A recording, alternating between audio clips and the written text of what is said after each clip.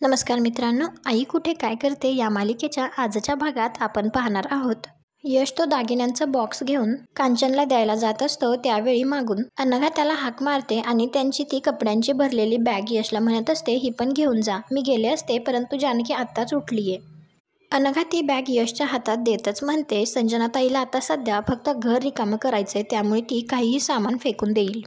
तर यश म्हणतो, निर्लज्ज लोक आहेत. बाबा तर आधीपासूनच संजनाच्या तालावर नाचतात. पण मला ना ईशा आणि अभिची कमाल वाटते. एवढं काय दिसलं असेल त्यांना संजनामध्ये.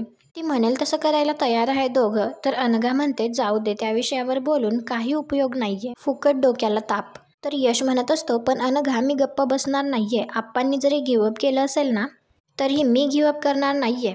बाबा आणि संजनाला धडा शिकवायलाच हवा. वेळ पडली ना तर त्या दोघांना कोर्टात खेचणार आहे मी.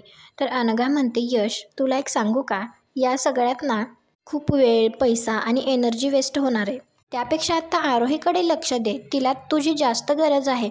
तर यश म्हणतो, अनघा माझं आरोहीकडे पूर्ण लक्ष आहे. ती सुद्धा या प्रकरणामुळे डिस्टर्ब झालीये. तर अनघा म्हणते, म्हणूनच म्हणतीये यावर वेळ घालवू नकोस. आता आरोहीची मनस्थिती चांगली असणं जास्त महत्त्वाचं आहे. ती जो विचार करेल त्याचा परिणाम तुमच्या बाळावर होणार आहे. तर यश म्हणतो, तेही आहेच, मला ना काहीच कळत नाहीये. अनघा म्हणते, आपण यावर नंतर बोलू, तू आधी हे सामान आजींना देऊन ये. तर यश तेथून निघून जातो. त्यावेळी अनघाचं लक्ष अंगणातल्या तुळशीकडे जातं आणि ती थोडीशी भावूक होते. दुसरीकडे अरुंधतीच्या घरी सुलेखाताई आप्पांना म्हणत असते, मी समजू शकते तुम्हाला काय वाटत असेल ते. आपल्या मुलालाच कोर्टात खेचताना त्रास होणारच. पण अनिरुद्धनी तुमचा विचार केला का? स्वतःच्या वडिलांना फसवून सह्या घेतल्या त्याने. ही गोष्ट सोडून देण्यासारखी नाहीये. तुम्ही लढायला हवं आप्पा. अरुंधती सुद्धा म्हणते, आप्पा ही चूक माफ करून टाकण्यासारखी नाहीये. आतापर्यंत तुम्ही दोघांनी त्यांच्या अनेक चुका पोटात घातल्या, पण हा अक्षम्य गुन्हा आहे. आता यावेळी जर आपण काही केलं नाही ना आप्पा, तर हे असं वारंवार घडत राहील. तर नितीन म्हणतो, आणि हा कायद्याने सुद्धा खूप मोठा गुन्हा आहे. अन्याय करणारा दोषी असतोच, पण अन्याय सहन करणारा सुद्धा तितकाच दोषी असतो. तेवढ्यातच यश तेथे येतो आणि तोही म्हणतो, हो आप्पा, सगळे बरोबर बोलतायत. आपण त्यांच्याविरुद्ध कायदेशीर कारवाई करणं योग्य आहे.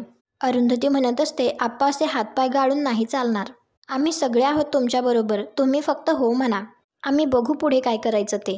तर कांचन म्हणते, आपण काहीतरी करायला हवं असं मला सुद्धा वाटतंय. काहीतरी प्रत्युत्तर द्यायलाच हवं आपण. तर यश विचारतो, सुलेखाताई आप्पांच्या बरोबरीने मी सुद्धा बाबा आणि संजनाविरुद्ध कोर्टात केस करू शकतो का? तर सुलेखाताई म्हणते, हो नक्कीच करू शकतोस. अरे तू जर केस केलीस ना तर आपली बाजू आणखी बळकट होईल. तुझा त्या घरावर हक्क आहे, तुला तो हक्क सोडायचा नाहीये. ते घर बिल्डरच्या ताब्यात द्यायचं नाहीये, बरोबर? मग तू त्यांच्यावर केस करू शकतोस. आप्पांना फसवून हे घर बळकावलं गेलं या आपल्या म्हणण्याला दुजोरा मिळेल. तेवढ्यात यशच्या हातात तो बॉक्स बघून कांचन विचारते, यश हा डबा? तर यश म्हणतो, हा डबा तुझ्याच दागिन्यांचा आहे. तुला माहिती आहे संजना हा डबा परस्पर बाहेर घेऊन जात होती. मी तिला बघितलं आणि विचारलं ना तेव्हा तिने लगेच सारवासारव केली. तिच्याकडून मी हा डबा काढून घेतला. अनघा बाहेर तुळशीला म्हणत असते, तुळशी माते, या घरातल्या 4 पिढ्यांनी तुझी सेवा केली. आधी आजी, मग ताई, नंतर मी, आणि आता माझी जानकी सुद्धा तिच्या इवलुशा हातांनी तुला पाणी घालते. हे घर नसेल ना तर तुला सुद्धा चुकल्यासारखं वाटेल, हो की नाही? इतकी वर्ष तू या घराचं, इथल्या माणसांचं रक्षण केलंयस. अचानक ते सगळं दिसेनासं होईल. आता आम्ही थकलोय ग सगळे प्रयत्न करून. तूच काहीतरी कर आणि हे घर वाचव. हे घर आहे ना ते आहे असंच राहू देत. पुढच्या पिढ्या तुझ्या कुशीत वाढू देत. या अंगणात त्यांनी खेळू देत. इकडे यश म्हणत असतो, घे तुझे दागिने आहेत ना यात? तर कांचन म्हणते, अरे आणखी काय लुबाडायचं ठेवलंय तिने? जा तिला डबा देऊन ये. म्हणाव घालून मिरव सगळीकडे. तर अरुंधती म्हणते, आई हो, तुमचं स्त्रीधन आहे ते, तुमचा अधिकार आहे त्याच्यावर. तुम्ही काय तिला द्याल तेवढं कमीच आहे तिला. तर यश म्हणतो, हो आजी, आई बरोबर बोलतीये. आणि या बॅगेमध्ये मी तुमचं थोडं सामान घेऊन आलो. यामध्ये तुमचे कुर्ते आणि आजीच्या काही साड्या आहेत. आणि मला अनघा म्हणाली की पुढच्या 1-2 दिवसात बिल्डरची माणसं येतील कामाला. हे ऐकून आप्पा लगेच उभे राहतात आणि म्हणतात, म्हणजे काही दिवसातच आपलं समृद्धी दिसेनासं होईल? सुलेखाताई म्हणते, नाही आप्पा, आपण हे थांबवू शकतो. तुम्ही जर केस केलीत ना तर कोर्टातून मी स्टे ऑर्डर आणण्याचा प्रयत्न करेल आणि पुरताच तरी आपल्याला हे थांबवता येईल आणि पुढे काय करायचं हे ठरवायला वेळ मिळेल. तर आप्पा म्हणतात, मी तयार आहे. आपण अनिरुद्ध आणि संजनाच्या विरोधात कोर्टात केस करू. तर आप्पा सुलेखाताईंना म्हणतात, तुम्ही माझी केस लढाल, परंतु तुम्हाला द्यायला माझ्याकडे फारसं काही नाही. तर सुलेखाताई म्हणते, अहो असं काय करताय आप्पा, तुम्हाला तुमचा समृद्धी बंगला परत मिळाला म्हणजे सगळं भरून पावलं, मला दुसरं काही नको. तर अरुंधती लगेच आप्पांना म्हणते, थँक्यू, खूप मोठा निर्णय घेतलाय तुम्ही. सुलेखाताई म्हणते, अरुंधती मला या केसमध्ये तुझी खूप मदत लागेल, करशील ना? तर अरुंधती म्हणते, हो तुम्ही म्हणाल ते करेल मी. सुलेखाताई नितीनला म्हणते, आणि काही गोष्टींमध्ये मला तुझीसुद्धा मदत लागणार आहे. तुम्ही दोघंही जण उद्याच आश्रमात येऊन मला भेटा. आता काहीही झालं तरी समृद्धी बंगला अनिरुद्ध आणि संजनाला मिळू द्यायचा नाहीये. इकडे संजना फेऱ्या मारतच स्वतःशी म्हणत असते, एवढे दागिने घालून कुठे मिरवणार ही म्हातारी, एकतर राहायला घर नाहीये, पण दागिने हवेत भरपूर. विकले असते ना तर चांगले पैसे मिळाले असते त्याचे. तेवढ्यातच अनिरुद्ध तेथे येतो आणि तो संजनाला म्हणतो, बरी आहेस ना तू? घर लुबाडलेस, आता आईचे दागिने पण चोरायचेत तुला? तर संजना म्हणते, काय म्हणालास तू? घर लुबाडलं मी? आणि मी आईंचे दागिने चोरणार होते? अनिरुद्ध, मी आईंचे दागिने फक्त बघत होते. आणि तो सरळ आरोप काय करतोस रे माझ्यावर? तुला नकोय का हे घर, इथे टॉवर, पेंट हाऊस असं काहीच नकोय का तुला? तर अनिरुद्ध म्हणत असतो, तसं नव्हतं म्हणायचं मला. तर संजना म्हणते, मग काय म्हणायचं होतं तुला, सांग ना. अरे मी एकटीच आहे का जिला हे सगळं हवंय? मिळते म्हटल्यानंतर अभि, ईशा, विशाखा सगळे आलेच ना उड्या मारत. तुम्ही ना सगळे सारखे आहात, वाईटपणा न घेता तुम्हाला सगळं हवंय. पण तसं नसतं अनिरुद्ध, काहीतरी मिळवायचं असेल ना तर काहीतरी गमवावं लागतं. आपलं फ्युचर सिक्युअर होणार असेल तर मी वाईटपणा घ्यायला तयार आहे, मला काहीच फरक पडत नाही माझी इमेज खराब झाली तर. तर अनिरुद्ध म्हणतो, हो संजना, मला तसं म्हणायचं नव्हतं, हे तुझ्यामुळे शक्य झालं आणि ते मी डिनाय करत नाहीये. तर संजना म्हणते, अरे मग माझ्यावर एलिगेशन्स का लावतोयस तू? चोर लबाड असं का म्हणालास तू मला? तर अनिरुद्ध म्हणतो, बरं आता ते जाऊ दे, उद्या आपण बिल्डरकडे जाणार आहोत, ईशा आणि अभिसुद्धा येणार आहेत. त्या बिल्डरने जो काही चेक दिला आहे ना त्याबद्दल त्यांना काही बोलू नकोस. तर संजना म्हणते, का बोलेन मी? वेडी आहे का? तर अनिरुद्ध म्हणतो, अगं तसं नाही, पण तोंडातून निघून जातं कधी कधी. हे बघ, त्यांनी काही विचारलं नाहीये ना, मग आपण कशाला मुद्दामून विषय काढायचा? तर संजना म्हणते, नाहीच काढायचा. पहिल्यापासून हे घर मिळवण्यासाठी आपण प्रयत्न केलेत. अभि, ईशा, विशाखा हे नंतर जॉईन झालेत. जास्तीची मेहनत आपली आहे, त्यामुळे याचं जे काही एक्स्ट्रा फळ मिळणार आहे ना ते आपल्यालाच मिळायला हवं. बिल्डरने दिलेले पैसे हे फक्त आपले आहेत. अनिरुद्ध म्हणतो, इथपर्यंत तर आलोय आपण, पुढे काय होणार आहे काय माहिती. तर संजना म्हणते, आपण जे ठरवलंय तसंच होणार आहे, तू तुझ्या स्टँडवर फर्म राहा. कदाचित आई, आप्पा, अरुंधती तुला इमोशनली ब्लॅकमेल करतील, पण तू जे ठरवलंयस तेच कर आणि प्लीज मागे हटू नकोस, प्लीज. तर अनिरुद्ध म्हणतो, नाही मागे हटणार. आता काय स्टॅम्प पेपरवर लिहून देऊ का तुला? विश्वास नाहीये का तुला माझ्यावर? मी तुला प्रॉमिस केलंय ना, मी आता मागे हटणार नाही. आपलं पेंट हाऊस होणार म्हणजे होणार. संजना तर आनंदाच्या भरात अनिरुद्धला मिठीच मारते. दुसरीकडे सुलेखाताई नितीनला म्हणत असते, या संजना आणि अनिरुद्धचा सगळा पास्ट आपल्याला उकरून काढायला लागेल. संजनाचा पहिला नवरा शेखर, तो खूप चांगला माणूस आहे असं ऐकले मी, त्याच्याशी आपल्याला बोलता येईल का बघ जरा. तर नितीन म्हणतो, हो विचारतो त्याला. तर सुलेखाताई म्हणते, त्याने जर आपल्याला मदत केली ना तर फार बरं होईल. आपल्याला संजनाचा सगळा पास्ट उकरून काढायचा आहे. ती कुठे जॉब करत होती, शेखरचे आणि तिचे संबंध कसे होते, त्यांचा डिवोर्स का झाला, सगळं शोधून काढायचं आपल्याला. तर नितीन म्हणतो, शोधून काढू आपण, पण मावशी मला नाही वाटत संजनाचा पास्ट क्लिअर असणार आहे. मी सांगतो तुला, याआधीसुद्धा तिने अनेक लोकांना फसवलं असणार आहे. तर सुलेखाताई म्हणते, हो पण आपल्याला ते शोधायला लागेल ना, या केससाठी खूप महत्त्वाचं आहे ते. आणि फक्त संजनाबद्दलच नाही तर अनिरुद्धबद्दल सुद्धा सगळी माहिती काढायची आहे आपल्याला. तर नितीन म्हणतो, अनिरुद्धबद्दल तर अरुंधतीसुद्धा तुला सांगू शकेल, 26 वर्ष संसार केलाय तिने. तर सुलेखाताई म्हणते, हो पण तरी बाहेरचं कोणीतरी बघावं लागणार आहे आपल्याला, कारण नितीन त्यावेळेला अरुंधती घराच्या बाहेरच पडत नव्हती फारशी, त्यामुळे तिला अनिरुद्ध माहिती तो नवरा म्हणून आणि तिच्या मुलांचा बाप म्हणून तो घराबाहेर कसा होता हे शोधून काढायचे आपल्याला. तर नितीन म्हणतो, पण मावशी संजना आणि अनिरुद्धबद्दल बाहेर कोणी बरं बोलत असेल असं मला तरी नाही वाटत. 1 नंबरचे चॅप्टर आहेत ते, लोकांना असं फसवत असतील. आणि अनिरुद्धचा तर याबाबतीत आपल्याला चांगलाच अनुभव आहे. तुला सांगतो मावशी, तो जे करतो ना त्यामागे संजनाचं डोकं असतं, खूप चालाक आहे ती. सुलेखाताई म्हणते, अरे पण अशा बुद्धीचा काय उपयोग, जर चांगल्या कामासाठी वापरलं असतं ना हे डोकं तर स्वतः खूप पैसा कमवून नाव कमवून मोठी झाली असती ती. मते भ्रष्ट झाली की हे असं होतं. तर नितीन म्हणतो, करेक्ट, पण त्यांना त्यांच्या कर्माची फळं भोगावी लागणार. पण मावशी मला सांग, आजवर तू इतक्या केसेस हँडल केल्यास, या केसबद्दल तुझं काय प्रेडिक्शन आहे? तर सुलेखाताई म्हणते, तसं कुठलंही प्रेडिक्शन करणं खूप कठीण आहे. आपल्याकडे काही पुरावेच नाही आहेत ना, म्हणजे आपल्याला नक्की माहिती आहे की आप्पांना फसवलंय आणि आपला आप्पांवर खूप विश्वास आहे. कोर्ट कोणा व्यक्तीवर विश्वास ठेवत नाही ना. कोर्टाला पुरावेच लागतात. पुरावे जोपर्यंत आपल्या हातात येत नाहीत ना तोपर्यंत काहीच सांगता येत नाही.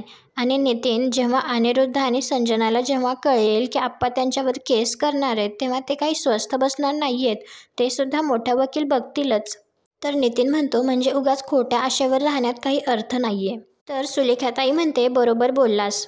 मला ना आणखी एक काळजी वाटते. अनिरुद्ध आणि संजनाला हे माहिती आहे की अरुंधती आप्पांच्या पाठीशी आहे आणि म्हणूनच आप्पा त्यांच्यावर केस करतायत.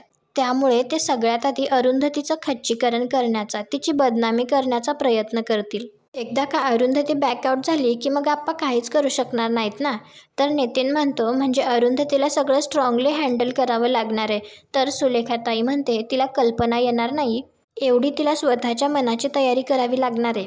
या केसमध्ये अरुंधतीच्या चारित्र्यावर शिंतोडे उडवले जातील हे नक्की. एखाद्या बाईला हरवण्याचा एक सोपा मार्ग जगाला माहीत असतो रे. म्हणून मी म्हणते या सगळ्या परिस्थितीत अरुंधतीला खूप खंबीर राहावं लागेल. दुसरीकडे आप्पांना अरुंधतीची खूप काळजी वाटत असते. तर अरुंधती म्हणते आप्पा तुम्ही माझी काळजी करू नका. मी खंबीर आहे. अनिरुद्ध संजना खालच्या पातळीवर उतरणार आहेत हे माहिती आहे मला. माझ्यावर चिखलफेक करणार आहेत हेही माहिती आहे मला. पण मी नाही घाबरत. माझ्या मनाची पूर्ण तयारी झाली आहे. आप्पा म्हणतात अरुंधती तुला कल्पना नाहीये ते लोक तुझ्यावर कोर्टामध्ये गलिच्छ आरोप करू शकतात. आणि एकदा का आरोप प्रत्यारोप सुरू झाले का की कशाला बंद राहत नाही. सगळ्या सीमारेषा ओलांडल्या जातात. तर अरुंधती म्हणते आप्पा त्यांना करायचे ते आरोप करू देत पण आपण मागे हटायचं नाहीये आता. आपण काहीही झालं तरी ही केस लढायची आहे. आप्पा 26 वर्ष मी अनिरुद्धांचा अन्याय सहन केला. एका शब्दाने कधी काही बोलले नाही. पण जेव्हा संजनाबद्दल आणि त्यांच्याबद्दल मला कळालं तेव्हा माझ्या पायाखालची जमीन सरकली होती. एवढा मोठा अपमान होता तो माझा. तेव्हाही आप्पा घराच्या बाहेर पडण्याचं धाडस होत नव्हतं माझं. सतत माझ्या मुलांचे चेहरे डोळ्यासमोर उभं राहायचे. यश, ईशा, अभिचा विचार मनात यायचा. म्हणायचं त्यांची काय चूक आहे. पण आप्पा तेव्हा जर मी तो अन्याय सहन केला असता तर मी मुलांसमोर काय आदर्श ठेवला असता. समाजाच्या भीतीने अन्याय सहन करत राहा हेच शिकवलं असतं मी माझ्या मुलांना. तर यश म्हणतो तू सुद्धा कसं सहन करू शकली असतीस आई. तुझं आयुष्य नरक झालं असतं. तर अरुंधती म्हणते खरं यश, या अशा माणसासोबत आयुष्य काढणं मला कठीण गेलं असतं. वेडच लागलं असतं मला. त्यामुळे मला हा निर्णय घ्यावाच लागला. माझ्यासमोर दुसरा पर्याय नव्हता. आप्पा त्यावेळेला जर मी तो निर्णय घेतला नसता तर आज जिथे कुठे पोचले तिथे पोचूच शकले नसते. आप्पा कुठेतरी पोचायचं असेल तर कुठून तरी सुरुवात करायला हवी ना. आप्पा तुम्ही घेतलेला निर्णय अगदी योग्य आहे. तो तुम्हाला मनापासून पटलाय ना मग कोणाच्याही भीतीने मागे हटू नका. आणि प्रत्येक पाऊलावर मी आहे तुमच्याबरोबर. तर यश म्हणतो हो आप्पा मीही आहे तुमच्याबरोबर. आज आपल्याला एकीचं बळ दाखवायचंय. आपण त्यांना दाखवून देऊ की प्रत्येक वेळी आम्ही अन्याय सहन करणार नाही. आता आर्याला कार्य करायची वेळ आली आहे. अरुंधती म्हणते आप्पा आता काहीही झालं तरी आपण ही केस लढायचीच. आता माघार घ्यायची नाही. जोपर्यंत समृद्धी आपल्या ताब्यात येत नाही तोपर्यंत शांत बसायचं नाही. इकडे समृद्धीमध्ये अनिरुद्ध, संजना, ईशा आणि अभि यांची घराबद्दल चर्चा चालू असते. त्यावेळी अरुंधती तेथे येते आणि ती त्यांना म्हणते वा स्वतःच्या घराची स्वप्न बघताय. स्वतःच्या आईवडिलांना लुबाडून तुम्ही हे घर बांधताय. ते कसं पूर्ण होईल. तर संजना म्हणते तू का आलीयस इथे. अनिरुद्ध प्लीज हिला जायला सांग. हिची नजर ना खूप वाईट आहे. आपल्या नवीन घराला दृष्ट लागेल. तर अरुंधती म्हणते संजना दृष्ट लागण्यासारखं तर माझंच घर होतं. तुझी दृष्ट लागली आहे माझ्या घराला आणि माझ्या संसाराला. तर संजना म्हणते वाटेल ते बोलू नकोस हा अरुंधती. तू कमी पडलीस म्हणून तुझा संसार मोडला. माझा काही संबंध नाहीये. तर अरुंधती म्हणते अजिबात नाही. मला पूर्वी असं वाटायचं पण मी कुठेही कमी पडलेली नाहीये. तू आणि अनिरुद्धने मिळून मला फसवलंय आणि आज तुझ्यामुळे ते स्वतःच्या आईवडिलांना फसवतायत. किती खालच्या पातळीवर उतरलायत तुम्ही. अनिरुद्ध म्हणतो आम्ही आई आप्पांना फसवलेलं नाहीये. अगं अरुंधती आप्पा आडून बसले. मला माझ्या मुलांचं भलं बघायला नकोय का. तर अरुंधती म्हणते पण स्वतःच्या आईवडिलांना रस्त्यावर आणून हा कुठला न्याय आहे. तर अभि म्हणतो आई बाबांनी आधीच सांगितलं होतं टॉवर झाल्यानंतर ते स्वतः आई आप्पांना त्यांच्याबरोबर इथे राहायला घेऊन येणार आहेत. अरुंधती म्हणते तुला काय वाटतं आई आप्पा आता तुमच्याबरोबर राहायला येतील. अजिबात नाही. त्यांना तुमचे तोंडही बघायचे नाहीयेत. ईशा म्हणते ते दोघं तुझ्याबरोबर खुश आहेत ना मग झालं. इथे येऊन आमचं का डोकं खातीयस तू. तर अरुंधती म्हणते वा ईशा मला तुझ्याकडनं फार काही अपेक्षाच नव्हती. पण अभि तू तरी थोडा समजूतदारपणा दाखवशील अशी अपेक्षा होती मला. पण दोघंही एका माळेचे मणी निघालात. तर संजना म्हणते काय हवंय तुला. तू इथे आमच्या घरी का आलीस सांगशील प्लीज. तर अरुंधती म्हणते, सांगते ना, आज मी कोणाचं तरी स्वप्न मोडणार आहे आणि मला त्याचा मनस्वी आनंद होतोय, कारण तुमच्या या स्वप्नामुळे माझ्या आईवडिलांच्या डोळ्यात पाणी आलंय. अनिरुद्ध म्हणतो, काय म्हणायचंय तुला? काय करणार आहेस तू? अरुंधती ती कोर्टाची नोटीस त्यांना दाखवतच म्हणते, आप्पांना हा व्यवहार मान्य नाही.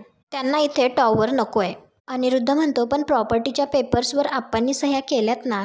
तर अरुंधती म्हणते, त्या सह्या त्यांनी स्वतः केल्यात का त्यांना फसवून करवून घेतल्यात हे कोर्टात सिद्ध होईलच. उद्या कोर्टात यायला विसरू नका अनिरुद्ध. वेळेवर हजर राहा. अनिरुद्ध देशमुख, आता हा लढा तुमचा आणि माझा आहे. आणि आजचा भाग इथेच संपतो. पुढील भागात आपल्याला पाहायला मिळणार आहे, संजना म्हणत असते, स्वतःच्या मुलावर केस केली. तर अनिरुद्ध म्हणतो, मला नाही वाटत हे आप्पांचं डोकं आहे. 100% त्यांना अरुंधतीनेच भडकावून दिलंय. इकडे आप्पा अरुंधतीला म्हणत असतात, आपल्याकडे म्हणतात की शहाण्या माणसाने कोर्टाची पायरी चढू नये, पण आज माझ्याच मुलाने मला ती चढायला भाग पाडलं. त्यानंतर कांचन बाहेर जात असते. त्यावेळी संजना अनिरुद्धच्या नावाने तिला इमोशनली ब्लॅकमेल करण्याचा प्रयत्न करते. तर कांचन म्हणते, माझ्या अनिरुद्धला काही होणार नाही.